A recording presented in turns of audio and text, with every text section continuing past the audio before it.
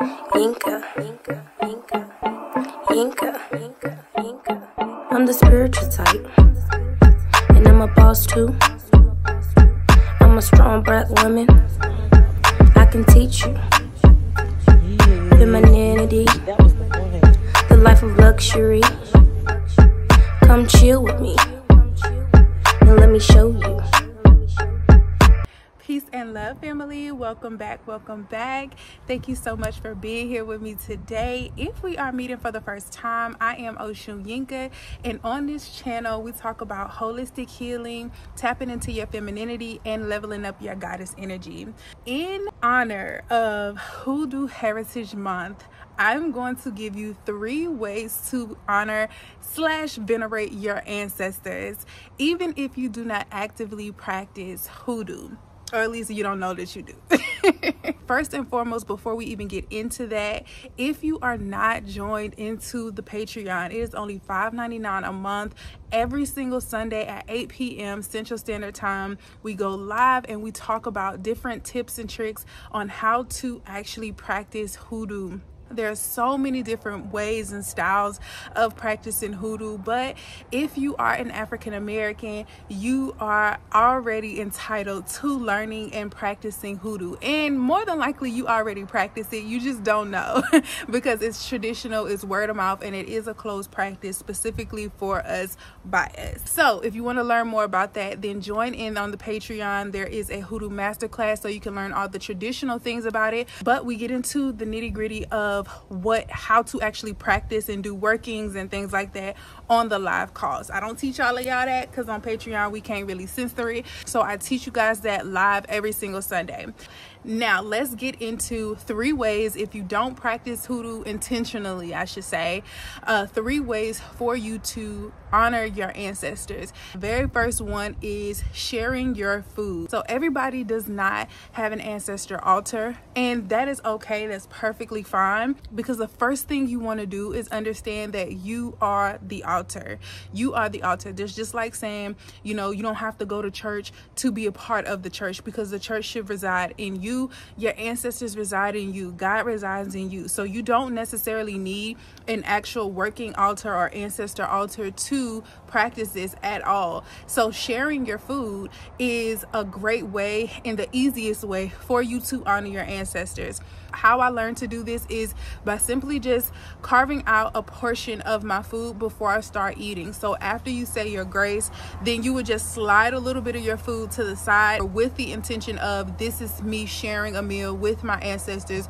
You can have a piece off of my plate, and then you just save that for them. The main thing to remember with this is that it's intentional. So this is not just I'm full and y'all can have the rest, but you do this before you take your first bite of anything. You leave a little bit to the side, you put a little bit to the side and say, this is it for in honor of my ancestors. Very simple, very discreet way to honor your ancestors.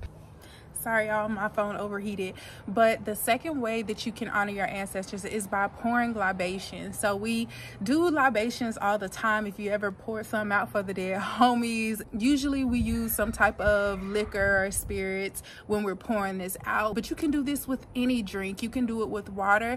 I typically use water when I'm like pouring it into the earth. So I'll pour it into one of my plants. This is not to be mistaken for like watering your plants. Is not the same thing. So the intention is to say, before I do any type of divination or anything like that, I will pour just 3 drops of water into some soil, either whether it be outside or just into one of my house plants. This isn't me watering my plants. This is me pouring water out to them specifically. So you can do libations the same way, and that is a way of venerating your ancestors. And yes, you can use water, but you can use soda, their favorite drinks that they love to drink, and they love them some alcohol, some whiskey, some gin. They love all that good stuff too. So pouring libations out is a great way to honor your ancestors and venerate your ancestors as well. Now, the third and last way for you to honor your ancestors is by simply speaking of them.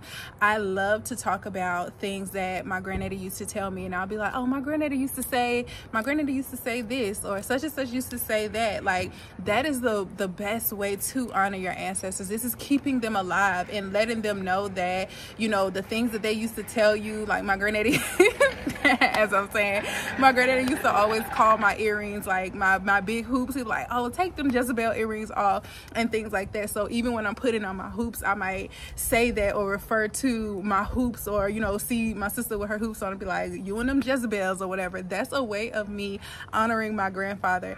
To this day, if I whistle we were not allowed to whistle in the house as kids. Like, my grandfather did not allow us to whistle inside of buildings. Me and my sister was just talking about this recently, about why he used to tell us not to whistle in the house, and I could not for the life of me understand why and to this day I still don't know why he did not allow us to whistle in buildings. And I was whistling one day and my sister was like, did Granddaddy tell you not to whistle in the house? And I'm like, I still to this day don't know why we can't whistle in the house, but this ain't his house, so I can whistle in the house if I want to. But that was just a way of honoring him and his wishes. Like, it was some reason why he told us not to whistle in buildings. To this day, I do not know why, but I just don't whistle in buildings intentionally. Or if I do, I catch myself and be like, because I know he's somewhere like, did I tell you don't be whistling in buildings? But that is a great way to honor your ancestors as well. Just simply remembering the things that they used to tell you, or the things that they used to do, and sharing it with other people so that they can stay in your active presence and not just as a memory, you know. So those are 3 ways that you can easily honor your ancestors, especially during Hoodoo Heritage Month, but all the time, you guys. Like, energy never dies. So as long as you are doing things like this to remind yourself of them, or to remember them, and to share their things, share their likings, and remembering the things that they like, remembering the things that they told you, and the lessons that they taught you, as long as you continue to do things like that, their energy will always be present and it will always be alive. So thank you guys for watching to the end. I'm going to be giving you guys a lot more hoodoo tips this month, specifically in honor of Hoodoo Heritage Month. But definitely get into the Patreon, because I'm going to be telling you guys a lot more things this month that I can't put on the internet. I'll be telling you guys that in the Patreon this month. It's only $5.99 a month. But if you like this video, make sure to leave a purple heart down in the comments. I do appreciate all the love. And subscribe to the YouTube channel if you have not already, because there's plenty more videos where this came from, and I hope to see you in the next one. Peace. I'm the spiritual type, and I'm a boss too. I'm a strong black woman. I can teach you femininity, the life of luxury. Come chill with me and let me show you. Yinka.